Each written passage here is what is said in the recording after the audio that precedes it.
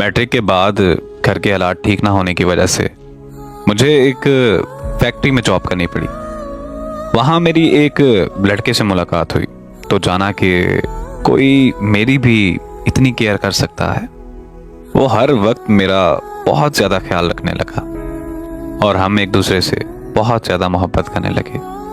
फिर एक दिन वो मेरे पास आया और उसने अचानक से बोला कि हम बहुत जल्द एक दूसरे से शादी करने वाले हैं।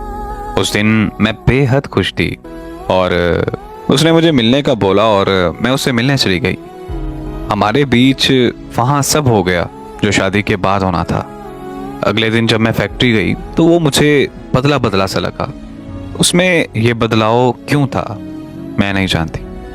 वो ठीक से बात ही नहीं कर रहा था, शायद मुझे इग्नोर कर रहा था और मुझे वहाँ पर बहुत गलत गलत ख्याल आने लगे। फिर मैंने सोचा कि शायद काम में मसरूफ होगा। मैं उससे जब भी शादी की बात करती थी तो वो मुझसे कहता था कि मिलकर बताते हैं, और मिलने जाती तो वो सब होता जो शादी के बाद होना चाहिए था। और वहाँ भी शादी की बात होती तो बहाना करके बात ही डाल देता था। एक दिन मैं उससे बहुत तंग आ गई और मैंने मिलने से साफ साफ इनकार कर दिया। और मैंने उससे ये पूछा कि पहले मुझे ये बताओ कि हम शादी कब कर रहे हैं। तो उसने मुझे बताया कि हमारी शादी नहीं हो सकती क्योंकि मैं पहले से शादीशुदा हूँ और मेरे 2 बच्चे भी हैं।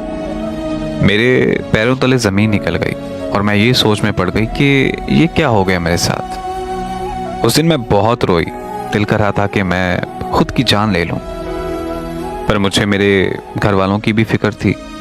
मैं आज भी उस फैक्ट्री में काम करती हूँ।